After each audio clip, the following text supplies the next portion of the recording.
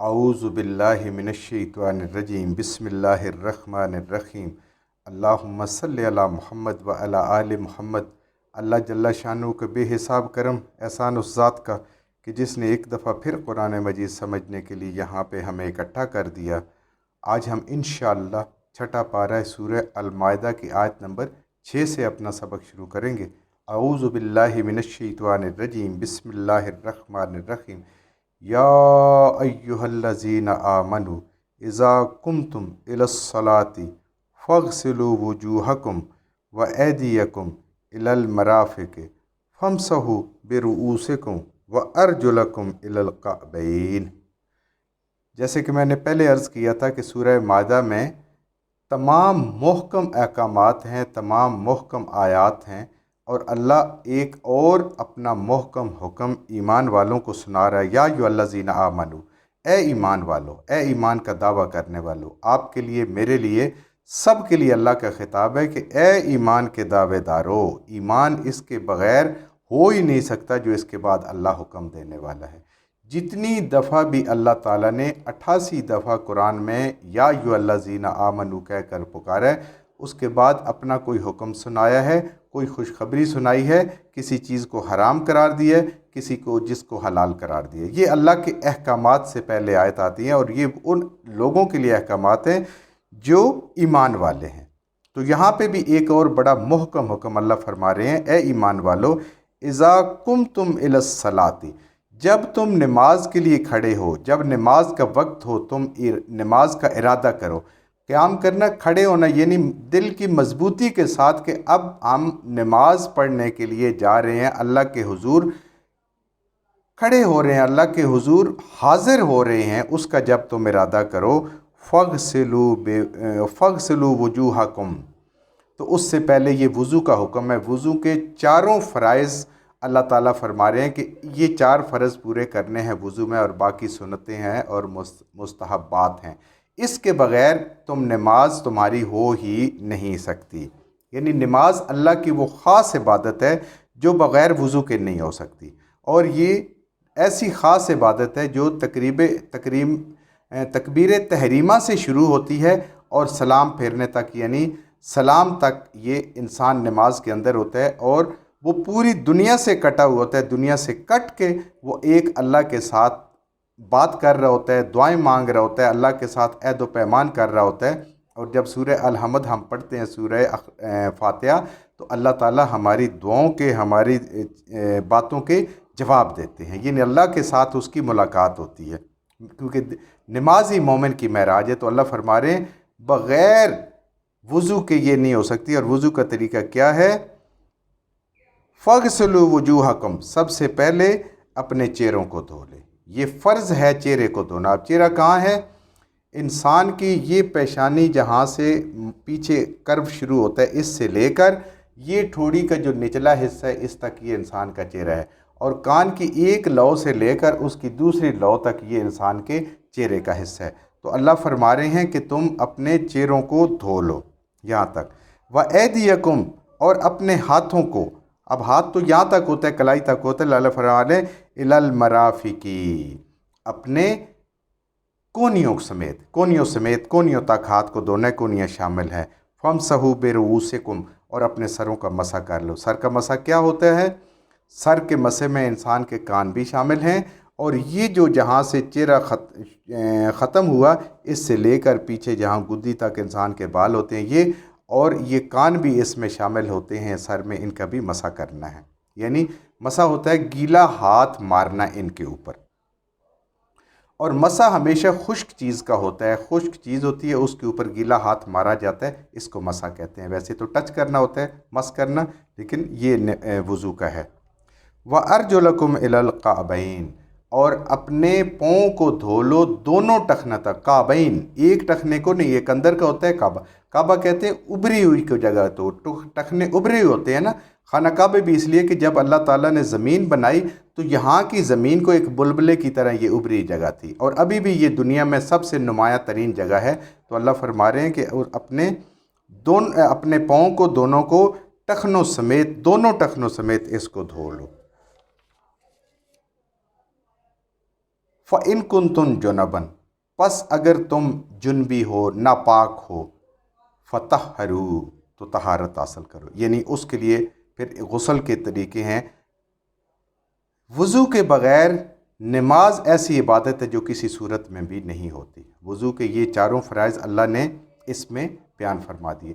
और वज़ू की अहमियत का अंदाज़ा इस बात से लगाएं कि नबी करीम सल्लल्लाहु अलैहि वसल्लम का मुबारक इरशाद है, आप सल्लल्लाहु अलैहि वसल्लम ने फरमाया कि मैं तुम्हें अपने साहब से मरा कि गुनाहों को मिटा देने वाला और दर्जात का बुलंद करने वाला अमल न बताऊं। सहाबा इकराम ने कहा, या रसूल अल्लाह सल्लल्लाहु अलैहि वसल्लम ज़रूर बताएं। तो आप सल्लल्लाहु अलैहि वसल्लम ने फरमाया कि जी नहीं चाह रहा, यानी गर्मी है, सर्दी है, पानी अच्छा नहीं लग रहा, दिल नहीं मान रहा, जी ना चाहते हुए भी भरपूर तरीके से वज़ू करना। यानी पूरे तरीके से शराइत को, सुन्नतों को, फ़राइज़ को, एक एक बाल के एक एक जगह का ख्याल रखते हुए तुम वज़ू करो। फिर मस्जिदों की तरफ चलना, ये इंसान के दर्जात को बुलंद करता है और इंसान के गुनाहों को मिटाता है। वज़ू करना, मस्जिदों की तरफ चलना। और तीसरा, आप सल्लल्लाहु अलैहि वसल्लम ने फरमाया कि एक नमाज से दूसरी नमाज तक इंतज़ार करना, एक नमाज के बाद दूसरी नमाज का इंतज़ार करना, ये भी मिटाने वाला है इंसान के गुनाहों को और दर्जात को बुलंद करने वाला है। तो वज़ू की इतनी बड़ी अहमियत है। अब अल्लाह ताला रुख़्सत अता फरमा रहे हैं। अब ऐसा भी हो सकता है कि इंसान को कोई मसला हो, व इन कुन्तुम मरज़ा, अगर तुम मरीज़ हो, पानी से तुम्हें कोई तकलीफ़ हो सकती है, हमारे मर्ज़ में इजाफ़ा हो सकता है, कुछ ज़ख़म ऐसा है जिस पे पानी लगाने से वो ख़राब हो सकता है। औ अला सफ़रिन, या तुम सफ़र में हो और तुम्हें पानी नहीं मिलता। वजा अहदुम मिनकुम मिनल गॉइति, या तुम में से कोई वाशरूम से रफ़ा हाजत करके बड़े या छोटा पेशाब करने के बाद अगर वो आया है, और लमस्तुमुन निसा, या तुम अपनी बीवियों के पास गए हो। ये है, मरीज़ हो, सफ़र में हो, वाशरूम गए हो, या तुम अपनी बीवियों के पास गए, फलम तजिदु माअन, तो तुम्हारे पास पानी मुयस्सर नहीं है कि तुम पानी को इस्तेमाल कर सको। तो अल्लाह फरमा रहे हैं, फ़तयम्ममू सईदन तय्यबन, तो तुम तयम्मम कर लो पाक मट्टी से। फ़तयम्ममू, बस तुम तयम्मम करो, तयम्मम का इरादा करो, सईदन मट्टी, तय्यबन पाक जगह पे जहाँ पे ज़ाहिरी गंदगी नहीं है, वहाँ पे मट्टी पे अपने दोनों हाथ मारो और क्या करो, फ़मसहू बिवुजूहिकुम, और उसको अपने चेहरों पे पहले मट्टी पे मारें 2 दफ़ा, ज़रब लगाएं। उसके बाद आप उसको, यानी मट्टी पे ऐसे 2 दफ़ा ज़रब लगाएं। उसके बाद अगर ज़्यादा मट्टी है तो ऐसे करके उसको 2 दफ़ा झाड़ भी सकते हैं। तो फिर उसको अपने सारे चेहरे पे बग़ैर हाथ हटाए, यहाँ पे पूरे चेहरे पे उसको मल लें। यानी जहाँ जहाँ वो चेहरे के जगह है इंसान की जिस पे धोना है इंसान को, उस पे वो मल लें।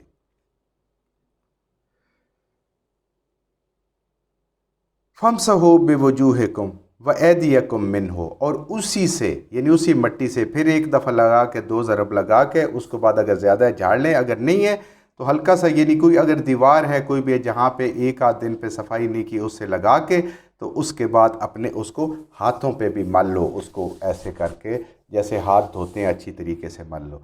तो अल्लाह फरमा रहे हैं इससे तुम्हारा वज़ू हो जाएगा, तुम्हारा गुस्ल हो जाएगा जब पानी नहीं है।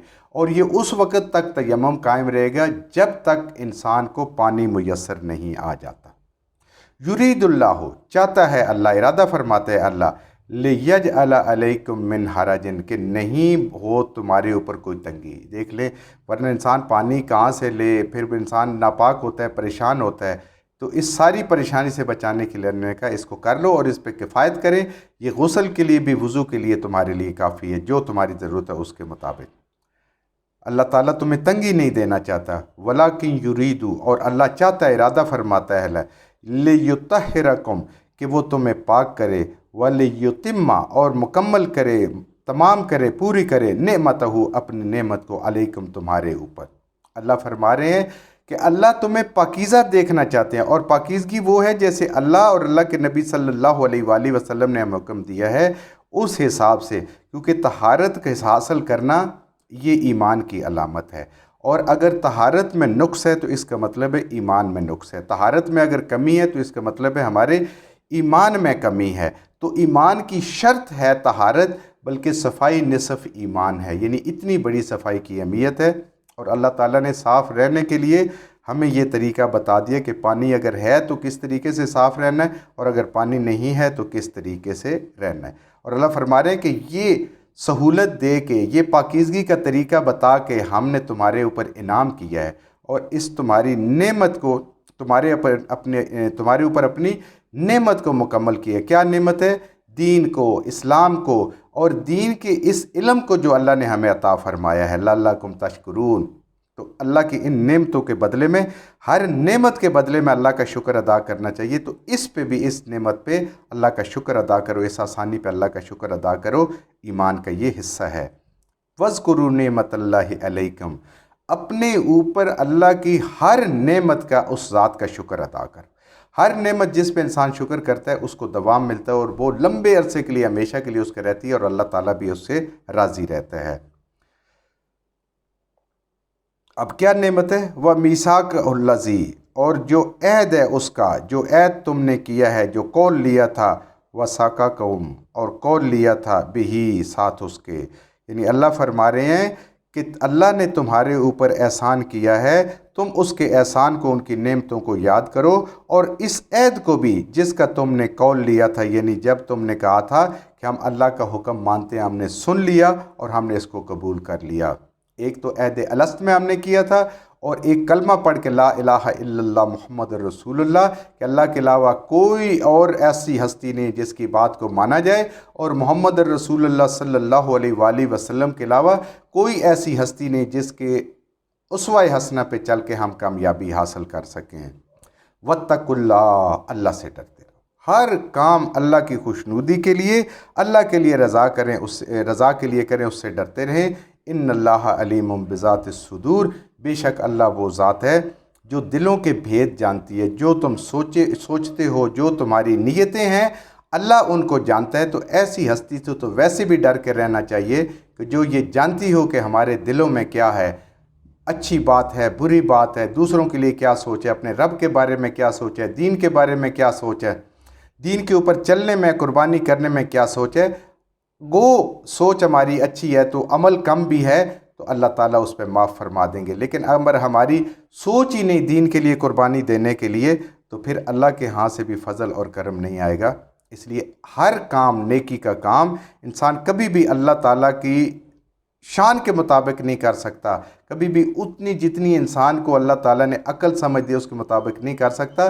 تو اللہ کے خوف سے جب کرتا ہے، اور یہ پتہ ہوتا ہے کہ میرا ظاہری عمل بھی میرا رب جانتا ہے، اور میرے دل کی کیفیت، دل کی ایمان کی حالت بھی میرا رب جانتا ہے، اور اس نے ہمیں حساب دینا ہے، ہمارے سے حساب لینا ہے، اور ہم نے اس کو حساب دینا ہے۔ جو کچھ ہم نے صحیح پڑھا اللہ ہمارے ذہنوں میں، دلوں میں بٹھا دے، جہاں جہاں پڑھتے ہوئے بولتے ہیں ہم سے غلطی ہوگی اللہ میں معاف فرما دے، اور ان غلط باتوں کو ہمارے ذہنوں سے، دلوں سے اللہ کی ذات نکال دے۔